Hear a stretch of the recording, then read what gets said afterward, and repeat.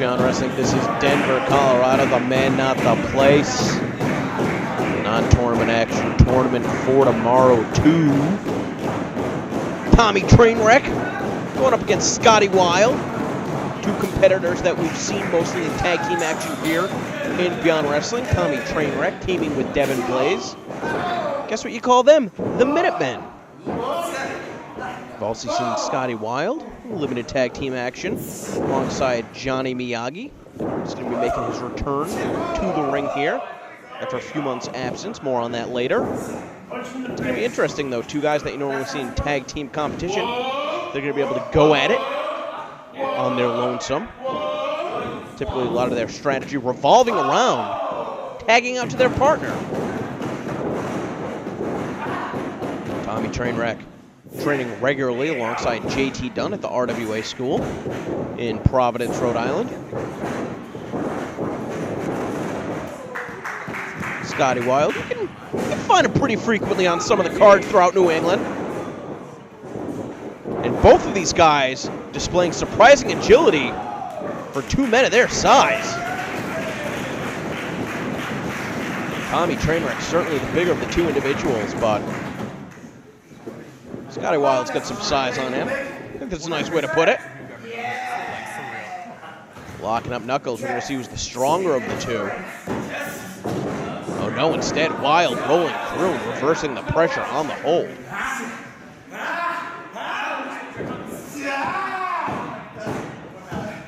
Trying to get Trainwreck to submit right here.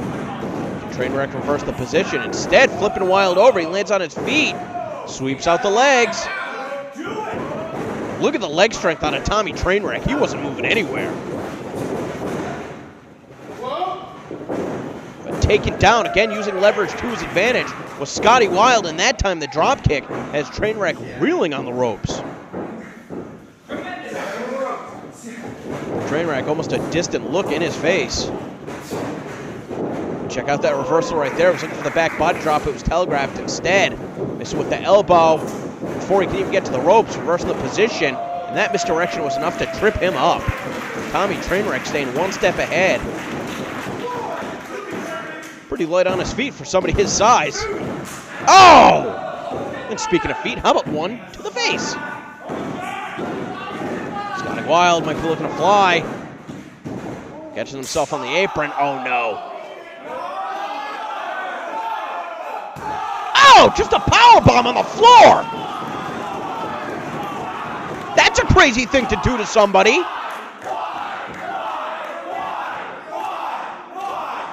Even though this is non-tournament action, the first ever secret show here in Beyond Wrestling history, where fans have infiltrated, no, they've been invited, to our studio taping here at the New England Pro Wrestling Academy, North Andover, Massachusetts. Head trainer Brian Fury, the spiritual successor of the Chaotic Wrestling School, once run by the legendary Killer Kowalski. Wonder what he would think of Beyond Wrestling.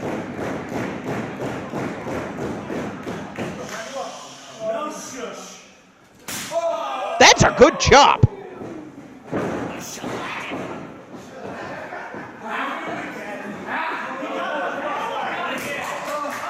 And now multiple strikes to the chest. Scotty Wild.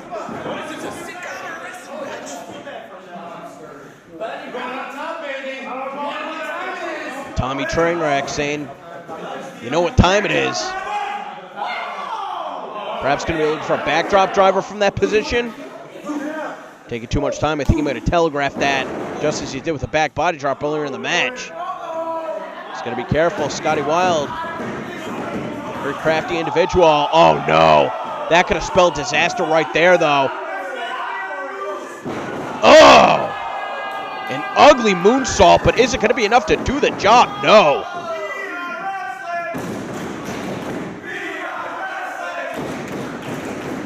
Hey, this is that different element with not only the other wrestlers around ringside, but the fans as well, applauding the effort of Scotty Wild. I mean, Slipping off that top rope. Honestly, he probably should have gave up on it, but he was still able to connect. Not enough to get the pin. Now going strike for strike on the apron. Scotty Wild's already faced a powerbomb down on the floor, trying to get out of that way of that kick. Trainwreck not doing nearly as good of a job blocking, but responded that time, able to kick him over the ropes into the ring. What's Trainwreck going to be looking to do right here? Trying to springboard himself in, got caught with that knee, but catching the strike attempt, spun Wild around, just punched him right in the face. Sliding kick from a seated position. Trainwreck was playing possum and turned Scotty Wild inside out with that clothesline. Both men are down. It looks like the official's going to be issuing a count.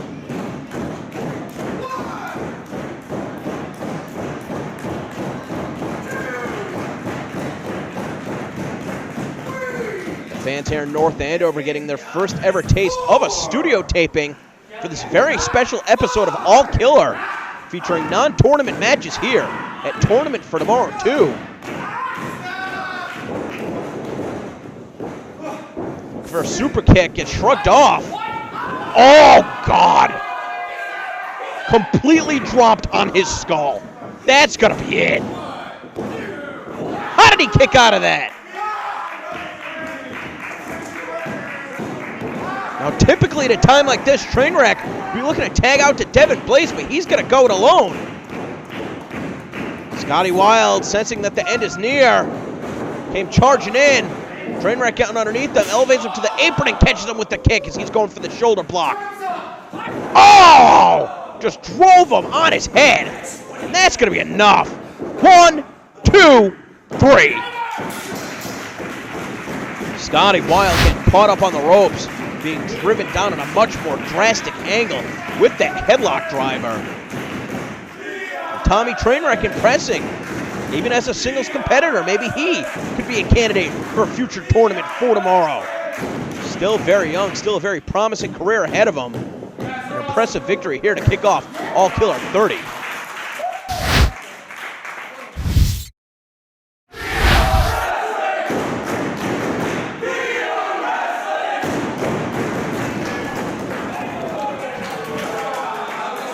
Oh, nice gears, Dick.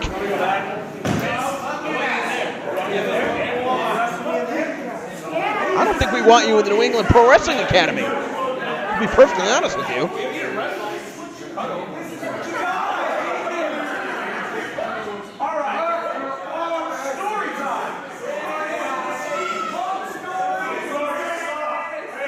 Is anybody going to be mad if I talk over him? All right, I won't do it.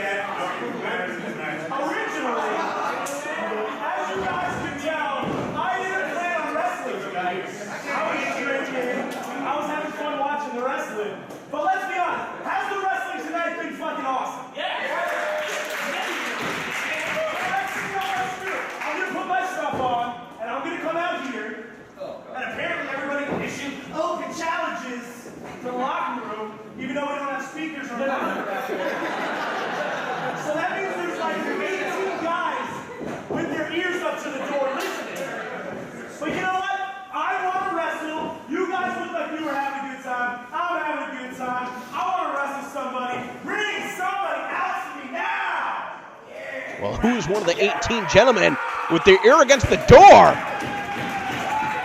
It is Johnny Miyagi in attendance. Going to be competing tonight.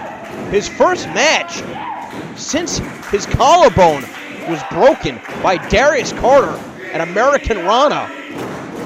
Jammed into his lung. Miyagi in the hospital for almost a month. Not only did that almost cost him his career, almost cost him his life. But Johnny Miyagi, I don't know, more guts than brains, accepting Eric Corvis's open challenge. Corvis was drinking, watching the wrestling, not even invited to compete. He just couldn't help himself. Had to get involved. One of the forefathers, for better or worse, of Beyond Wrestling, Eric Corvis, certainly had a lot of influence with many of the wrestlers that he introduced to Beyond Wrestling. Johnny Miyagi's not one of them. And it was around this time last year that Eric Corvis faced Johnny Miyagi. Johnny Miyagi, it was the closest he's ever come to winning a match here in Beyond Wrestling. Johnny Miyagi has yet to do so. And unfortunately, Corvis had to bring the camera person into the ring for the referee to review the tape to see that he made a bad call, an unprecedented move. Here we go, 1 year later, his return match. Can Johnny Miyagi finally get a win here in Beyond Wrestling at the expense of one of the longest tenured members of the Beyond Wrestling roster? Easy for me to say. And Eric Corvis. Very decisively. Number 2, if I wanted to wrestle a woman, I would have been in the tournament for tomorrow. That's not a nice thing that you say. Listen for it. Go see no boobs. I know he's not a girl who has features. Oh, and no boobs. Johnny Miyagi prepared to strike behind Corvis's back. He just slapped the shit out of his face. Oh my God. Things have escalated quickly at the New England Pro Wrestling Academy. Corvis charging in, and Miyagi is going to have to certainly rely on his speed. And look at how quickly he's able to connect with these strikes. First mistake in the match. Miyagi's given up so much size. I don't think he's going to see too much success with Irish whips. But again, staying one step ahead of Corvis. The pin attempt did not work. Corvis missed with a leg drop. Got kicked right in the back. Miyagi out of the way of the kick. And takes Corvis down with a drop kick. Got the leg hooked. Corvis on it too. Johnny Miyagi looking to end things early. Going up to that top turnbuckle. Perhaps waiting for Corvis to get in position, but he waited too long. Almost got that goatee knocked right off his face. What's Corvis doing right here? Crossing the legs. Got that far ankle hooked. Miyagi trying to wiggle out of that position, instead got caught with a kick. And now right off the mat, driven down to that brain buster. Again, just demonstrating how much size Miyagi is giving up to Corvis right here. I don't know what Miyagi's deal is. Not staying down, still trying to fight back. And he's going to have a handprint on his back for the rest of his life. Corvis going after the face. Obviously a shortcut that he does not need to take.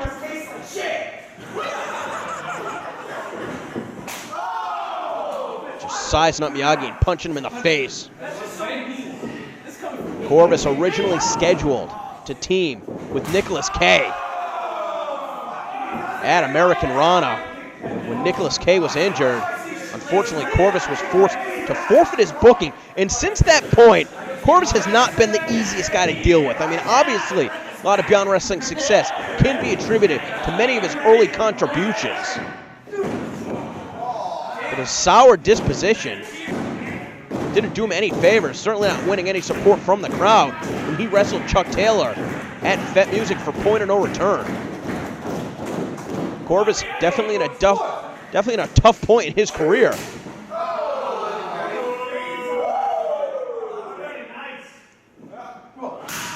Oh, but a good way to get back on track is with a victory.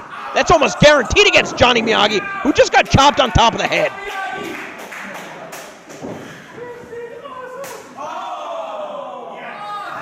Really rattling the brains, knocking him around the skull of Johnny Miyagi. I think Corvis is starting to take his time, realize that not only is this opportunity to defeat Johnny Miyagi for a second time,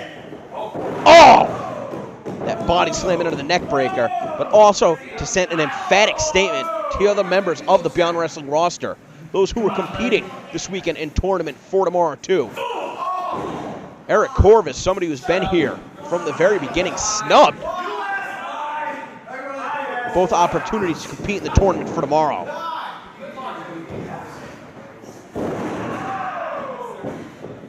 And perhaps worst off for Corvis, as it seems as though Nicholas Kaye has found himself a new partner in Eric Corvis's old partner in the Garden State Gods, Myke Quest. You see Kaye and Quest looking on right here.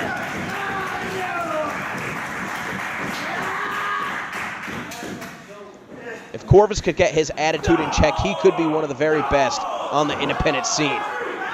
But he lacks the heart that somebody like Johnny Miyagi, who's almost always outmatched, possesses, which is why he continues to fight back time and time again. He's got that clutch applied. Let's see if he can make any offense out of it. He's got the arm hooked. Miyagi looking for a suplex, but Corvis got the foot over the ropes. What's Corvis looking for right here? Oh my God, the way that he just snapped his neck! He just killed him! Are you serious?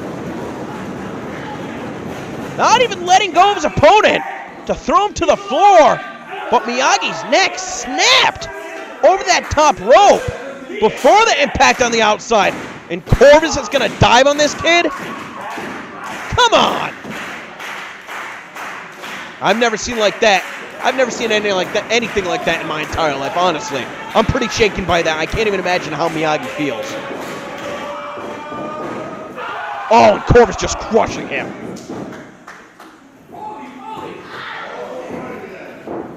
Miyagi's out of it.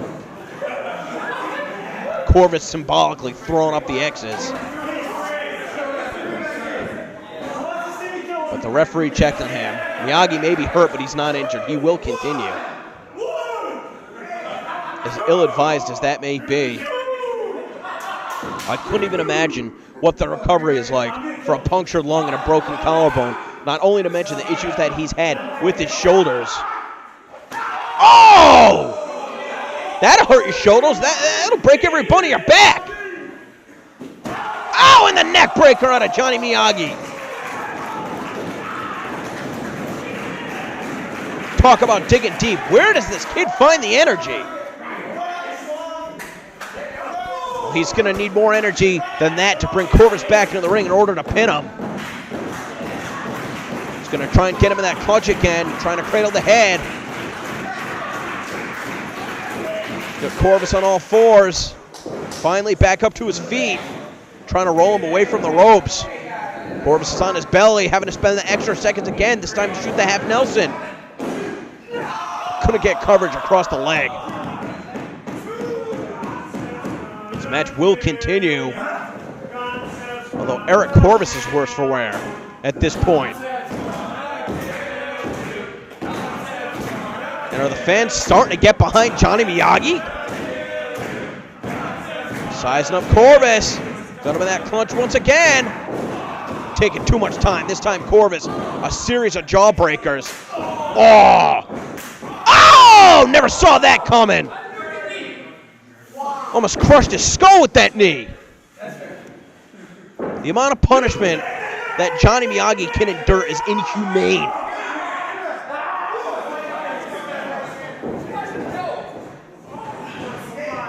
Corvis realizing how much damage Miyagi has done, getting frustrated, charging in. Miyagi gets the boots up and rides Corvis all the way down. That's the way to make the most of your weight. Now the leg hooked, but this time not a coverage across the chest.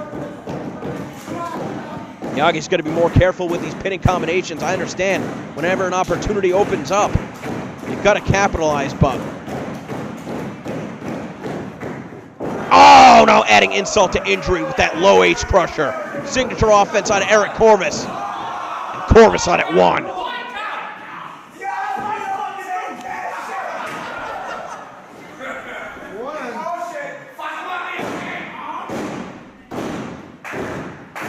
Miyagi waiting for Corvis to get back up to his feet. Could have been a mistake. That time he caught him with a full-size ace crusher. Nearly flawless execution. Corvis spiked on the top of his head. 1, 2. So close. Is this going to be the night that Johnny Miyagi picks up his first ever win here in Beyond Wrestling?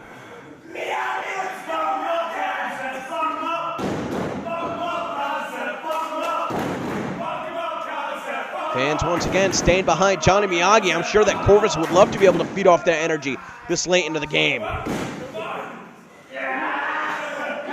Miyagi trying to get Corvis up to the top rope. Struggling, but able to do so. Look at the welts that have formed all over Johnny Miyagi's body. And Now looking for an ace crusher from the second rope. Does he have the leverage he needs? He's got his footing. Corvis just dumps him off.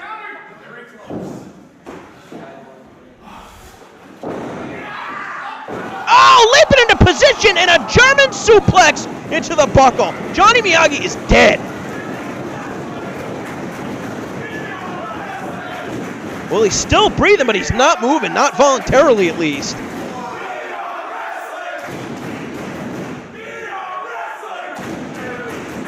Corvis grabbing the ankle, trying to pull Miyagi away from the ropes. Miyagi trying to kick away. Nowhere near his opponent.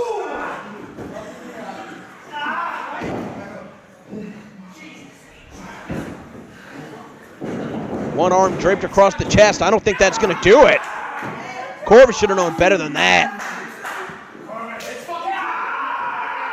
Oh, just slicing the skin!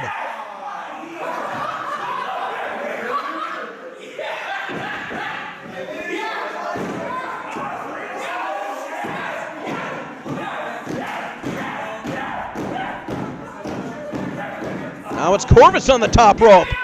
Miyagi catches him with the inside of the elbow. You can already see the blood starting to pour out of the cuts in Johnny Miyagi's back from that back rake. Look at his back, it is mangled.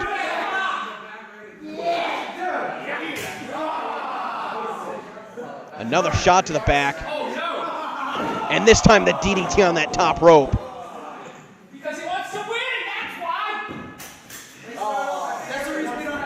Corvis, instead of getting back in the ring, instead of trying to pin Johnny Miyagi, perhaps with tunnel vision, something else in mind from that top rope.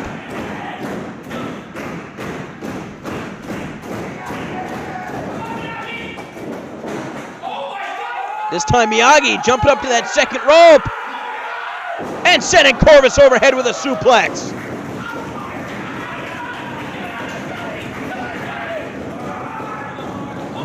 Corvis might be out. Is that going to be enough? No.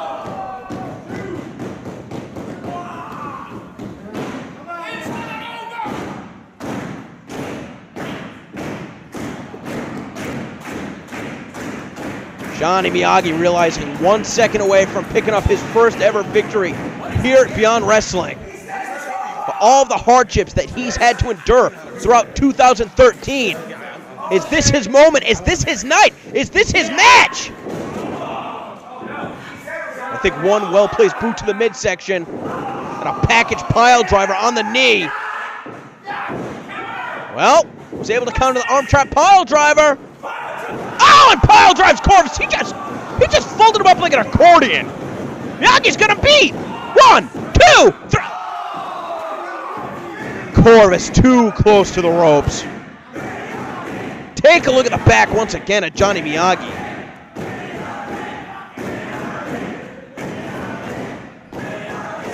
Every single person in this building rooting for Miyagi to pull off what could be the impossible. Corvis stomps on his foot, chops the chest. Oh my God!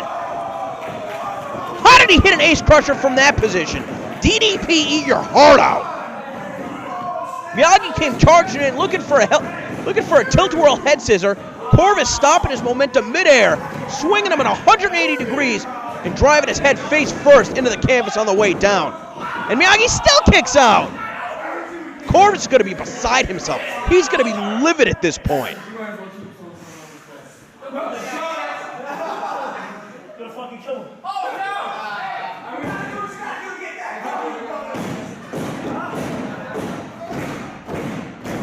Corvis saying that he's going to kill Johnny Miyagi. Johnny Miyagi's got the roll up. Still just a second away.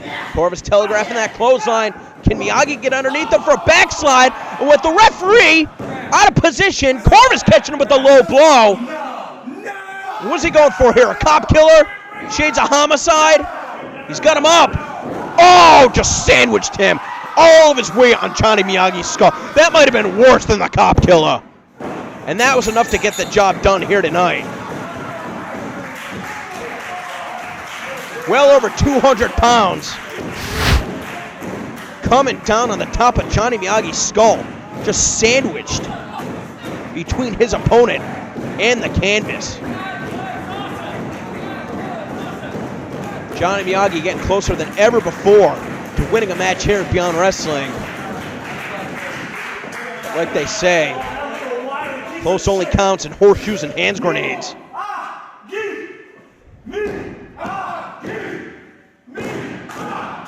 Sounds like Corvis is chanting for Miyagi, though. It's possible that Miyagi has earned Eric Corvis' respect. It's certainly a bit uncharacteristic based on what we've seen out of Eric Corvis for the past couple months. But hey, you gotta give credit where it's due. Johnny Miyagi just so tough, so resilient, and so knocked out. Just a cheap shot out of Eric Corvis. Don't feed me.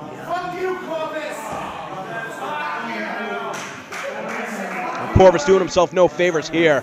The New England Pro Wrestling Academy, whether it's with the other wrestlers or the fans.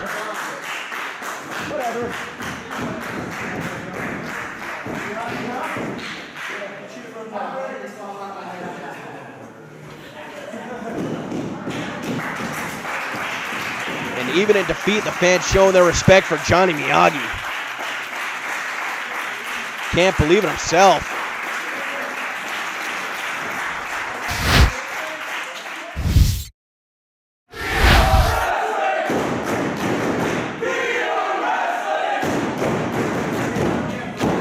Main event time here, All Killer episode 30. Featuring non-tournament action from the Tournament for Tomorrow 2 Block A taping. Here at the New England Pro Wrestling Academy, North Andover, Massachusetts.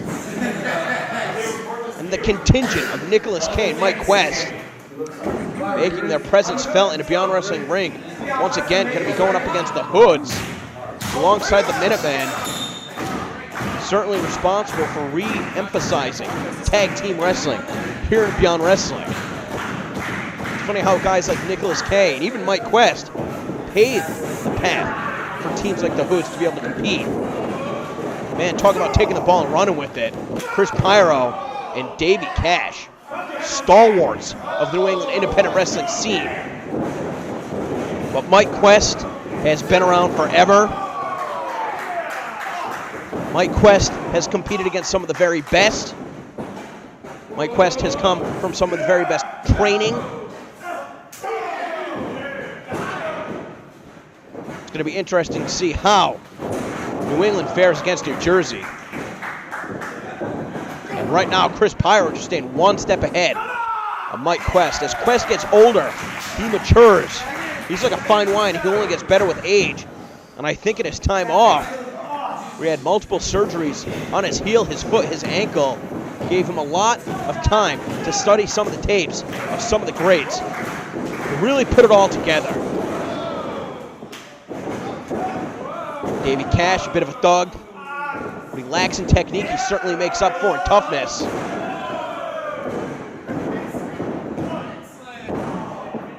And then there's the unusual story of Nicholas Kaye, who came to Beyond Wrestling looking for an opportunity, and it almost seems like his entire career has been sidetracked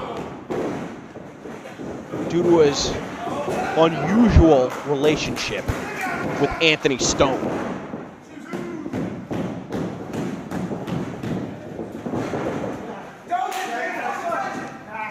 Kris Pyro tagging in with Davey Cash for some double team offense.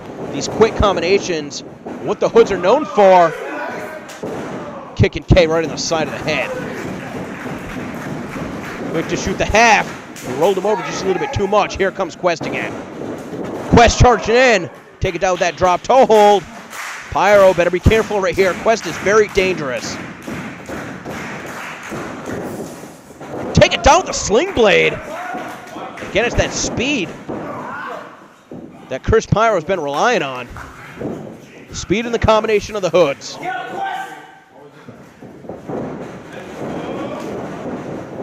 Bit of misdirection out of Myke Quest. That time tripping him up. Spinning around in position. Kicked him right in the head. And Quest dropping all of his body's weight with the senton on the apron. Talk about getting caught between a rock and a hard place. Gonna nick Kaye, sides rock, dropping down to your chest.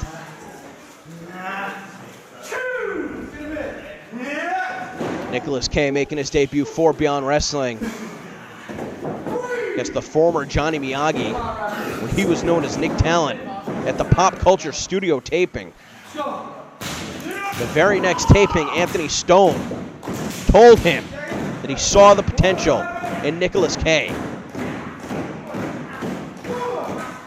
And unfortunately, he was never able to bestow that guidance that Nicholas Kaye needed. Now Nicholas Kaye taking a cheap shot on Davey Cash, who's rightfully arguing with the official. We're getting back in place with that suplex.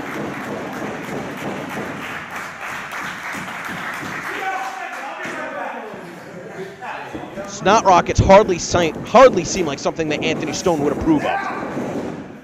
Anthony Stone, a very proud competitor. Win, lose, or draw. It's based on his own ability, not taking any shortcuts. Very honest individual. At the end of the day, all he has is his name, his reputation.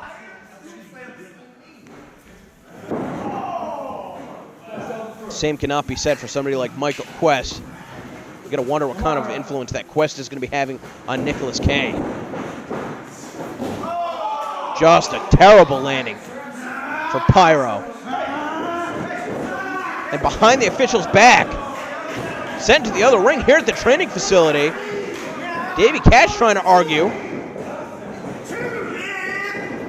And Kaye dropping him with a Samoan drop. Davey Cash wanted to get involved. Doing his best to keep his cool. And his partner's going to be a good 25, 30 feet away from him. The opposite side of the building.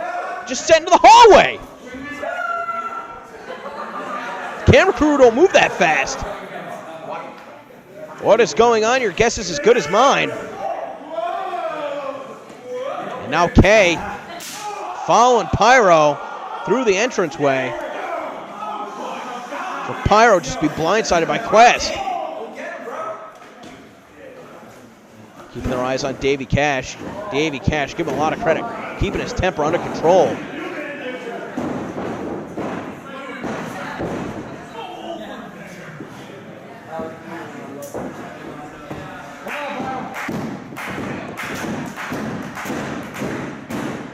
Got Pyro by the trunks, trying to prevent him, almost towing him right here, walking him like a dog. Got a hold of the leash. Now bringing him in for that sleeper hold. He's got to be careful that's not a chokehold. Looks to me like he may be trying to block off the windpipe.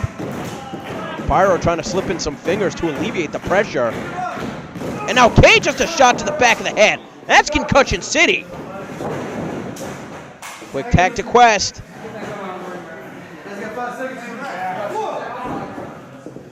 Quest has certainly made Nicholas Kaye a better tag team wrestler.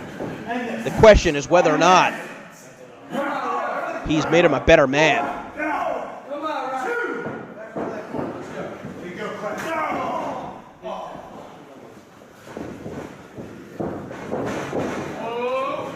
Sending Pyro for the ride. Misses with the drop kick. Got a jackknife pin. Is that going to do it? No. Quest back up to his feet, and Pyro take it down with that clothesline.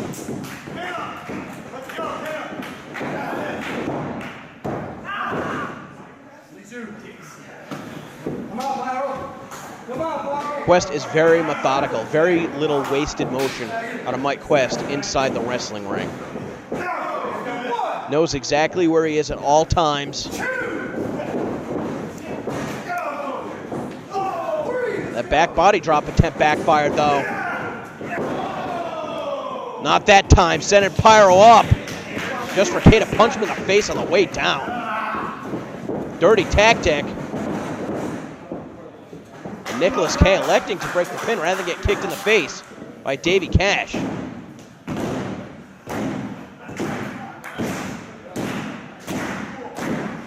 got Pyro by the jowls.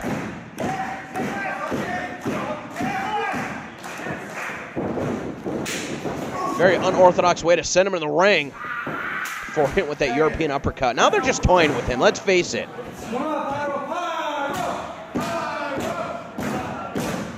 Look at the way that Quest walking around his opponent, disrespectfully kicking him in the head.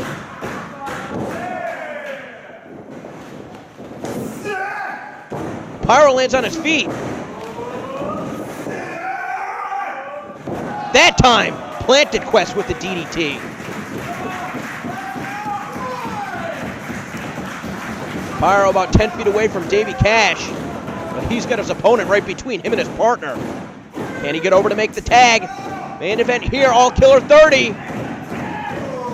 Tournament for tomorrow 2, Block A.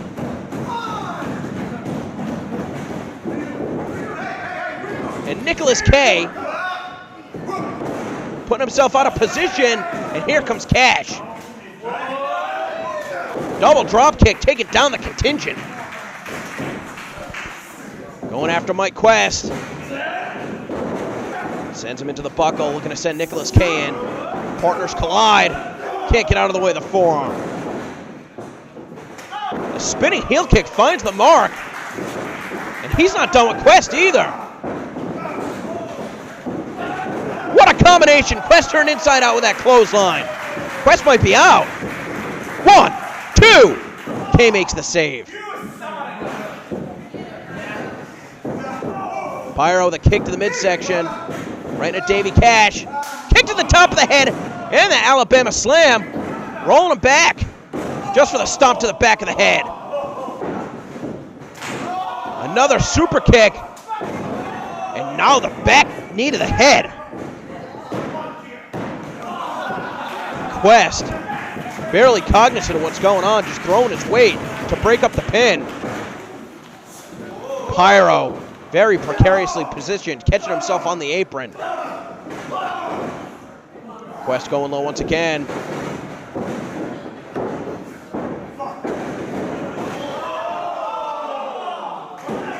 Quest found himself in a position for the Hoodz stomp.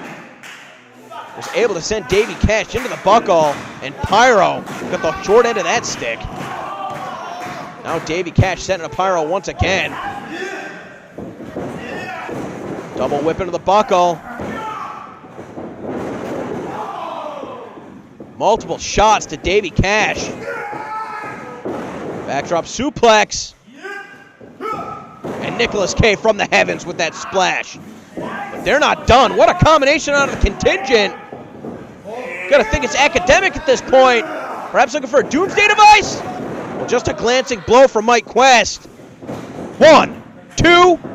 Only a 2 count. Davey Cash kicking out in the nick of time. Gotta think that if Quest was able to connect with all that, that would have been the end of this match. Nicholas Kaye making sure that Kris Pyro's not gonna get back in the ring. Oh, the Tiger Driver. And what a folding press. And that's enough for the Contingent to pick up the victory.